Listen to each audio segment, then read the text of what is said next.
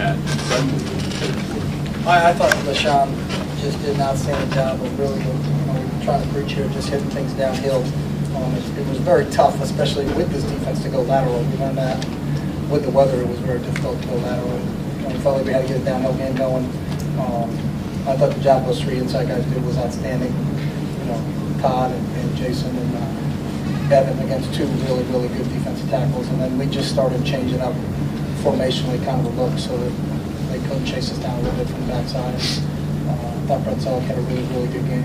So is any of it wearing them down? I mean, it looked like they had house. They seem to own that last.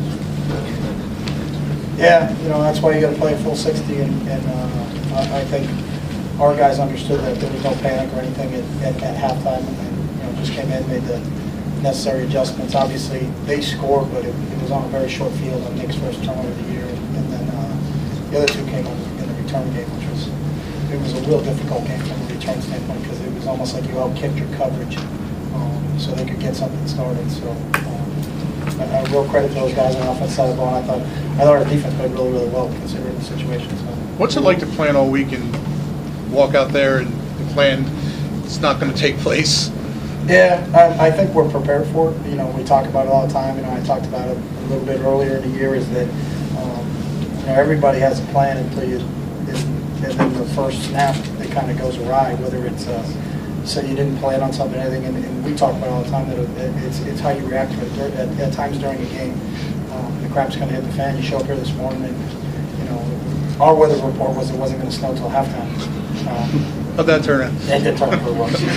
But it's we both had the same feel. It's not like one team benefited from it. We're both playing in the same conditions, and I think our guys embraced it. They really enjoyed it. They had a lot of fun. They kind of probably went back to when they were little kids running around up there. It was interesting just for me just to see how those guys were excited about playing in it. And I thought our fans would. I don't know if I would have been sitting out there, I can tell you that, but they were awesome. And I also would like that grounds crew that, as much as they could, and for what they did get done, they did an unbelievable job, and I think I'd just like to thank them for what they did. And, it was a very, very difficult day, and a lot of people contributed to it, but we're excited to be where we are right now. How did the weather impact your play calling? Yeah, it was interesting. It was really, a couple times we thought we'd get some things going, and we tried to stay out of the gun as much as we could.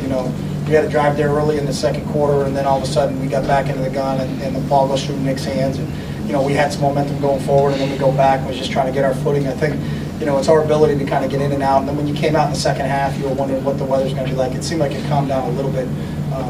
It wasn't as bad as it was in the first half, so we felt like we could get it. The one thing is our receivers felt like they could get open. It was just whether we could actually catch a snap and throw it to them. So from the weather, I thought Riley and D-Jack did an unbelievable job for considering the circumstances. Did you all think of attempting a kick at any time during the game, Chip? We had talked about it early, and then as the snow kept coming, we knew we weren't going to. I think they attempted one, and you saw what happened on that. It's just the ball was coming out at such a low trajectory because you didn't.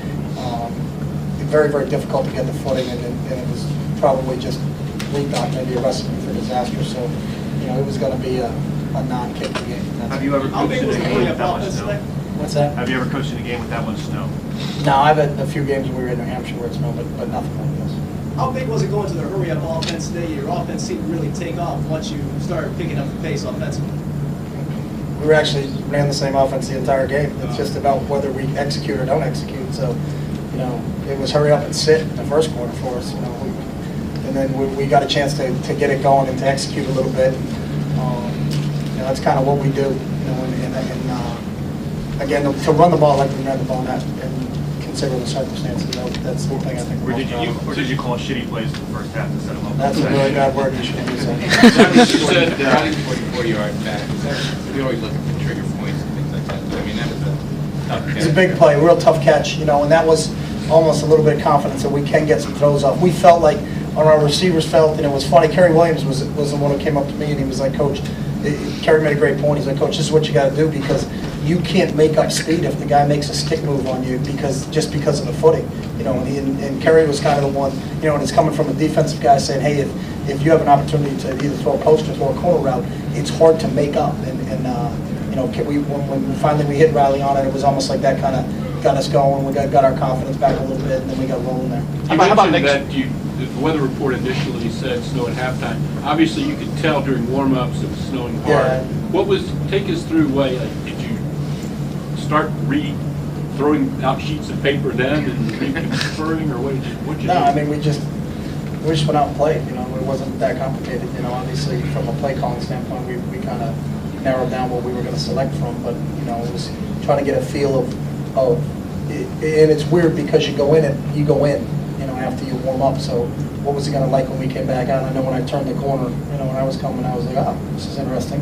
It seemed like it got worse, you know. So, but in those situations, they have the same exact experience. You know, and I think we're similar teams in what we do. We're both a lot of 11 personnel. We're quarterback in the shotgun. You know, Matt can throw it around a little bit. They got arguably the best receiver in the league, so you know it affected both of us the same way. You had a lot of plays that are out of the shotgun. Did you feel like comfortable with Nick doing a lot of the stuff under center? And Yeah, you feel like you had a lot of plays. We practiced that, and you know we felt comfortable enough with what we're going to have to do if we have to. You know, we can play in inclement weather, and we know being here that at times it's not going to be ideal, and we don't play in the dome, so we were comfortable in the fact that if we were going to have to go under more often. And I think you know it's a real credit to those guys in terms of what we did ball security wise. Besides the one pick with ball sailed a little bit on Nick. You know, we didn't lose a fumble on the day. I thought that was outstanding. To be able to run the ball like we did and not turn the ball over in that weather was outstanding. What about 6 minutes to go in the second quarter? You put Todd underneath Nick's underneath center under Jason, and you ran it right up the middle about 6 times. What did you see, matchup-wise, with your offensive line that you thought you could get it done? It wasn't as much a matchup, Sal. It was just we just felt like coming downhill was the key in terms of what we were doing, and that the more you went lateral, if it got strung out, the footing was so bad that we may not get it. So we wanted a little bit more downhill run game at that point in time. You mentioned those 3 interior linemen. What were they doing specifically to neutralize those 2 fairly? I just know that they weren't as disruptive as they've been, you know, during the year. And I know going in, that was one of the big challenges because Detroit was so stout. You know, from a run standpoint, I don't know the number, but it may have been like 6 or 7 straight games they had given up on 60 yards on the ground. So obviously that was a big matchup we knew going in, and I thought Todd and Jason and Kevin did a real good job with that. So. You've had coach on defense, your front. Sense of the way the game is going to be played? I had no sense. I mean, it was just seriously. So the you first didn't quarter, know. Well, first quarter we had no yards. So God forbid we continued to do that. That was going to be a long day for us. So just really didn't know it. We just kept kind of poking and prodding, and then we started to moving the ball. That drive we had at the end of the second quarter, I think, gave us an understanding that we can move the football on them. And obviously we didn't come up with points. We kind of stalled there down in the red zone. But we felt like when we got in here at halftime, I thought our offensive staff did a really good job of putting together some formation of how to run some things and what we could come back with. But then we also felt if the snow let up a little bit, if we were going to throw it, we had a chance to take some shots. And obviously, that drive with D-Jack, we hit him a couple times and then got a touchdown out of him. And the big catch by Riley kind of gave us an idea that we could do kind of throw things. So. The downhill velocity that you talked about, that was going to work today. How does McCoy's ability, I mean, he makes a lot of moves going, makes a lot of his yards going lateral. Does it change anything? Do you figure it doesn't matter, he's so good, I can call anything and he'll make it work? Does it change your thinking? No, I think overall, just from a schematic standpoint, we wanted to get the ball down. I know LaShawn is a very talented back, can do some different things, but this wasn't going to be a day where we were going to get to the perimeter. I'd be hard pressed to see. I don't think they did the same thing either. I think if you started going east and west, you're going to continue to go east and west because you couldn't stick your foot in the ground and make that hard cut, which is what you want to try to do sometimes when you're running those flat plays. At what point did you figure out that the kicking game was out the window? Early, when we got out there, we had talked about it. Our kickers warm up so early, it wasn't that bad on the field, but when we came back out after stretch and then get ready for the beginning of the game. Coach Phipps would keep me informed, and we talked about, what's the line to gain and where can we kick from. And he came up and just looked at me and said, the line to gain is really, really close, and we're going to even think about kicking now. And it really was just a necessary deal. If this came down to, if it was 2020 and it was 4th down, we may have tried to kick in that situation, but we just felt that the footing was so bad that it wasn't going to be fair. And then, obviously, from a field goal standpoint, we were never going to do that because you can block them and return them. You know, we blocked their extra point. I know the crowd was really excited when Fletcher got downfield, but we weren't playing Alabama today, so you can't run it back. So. There were several times today where your team could have said, okay, well, that's enough, and given up. They didn't. They played better, had harder, later. What does that say about their character and their resiliency when they finished the way that they finished? I just think it showed everybody what we know about them. You know, and I don't think this group gives up. I think they've got way too much invested, and I think the more you have invested in something, it's a lot more difficult to quit. It's an extremely hard-working group, and they understand that it's a long game. You know, and you just got to keep plugging away, and you can't get discouraged when you're not successful early, because in this league, there's a lot of times you're not going to be able to just go out there and say, hey, this is what we choose to do. You know, there's so many good players on the other teams that it's always going to be a battle, and they just know if we kind of hang in there and just keep fighting, just keep banging away, that good things are going to happen for us. You've done a lot of big games. You probably figured at some point Nick would throw his first interception, but like, it's still kind of, you know, to see it actually happen, it's still kind of surprising at all.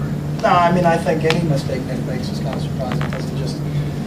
But I understand what happened. The ball kind of sailed. Obviously, it's a weather deal, but you know, I don't think I don't think that way. Like, oh my God, that's Nick's first interception. What was my reaction going to be? It was just, hey, we turned the ball over. And the biggest disappointment was where they got it. You know, in terms of we put our defense on the field in extremely short fields. You've had a lot of big games.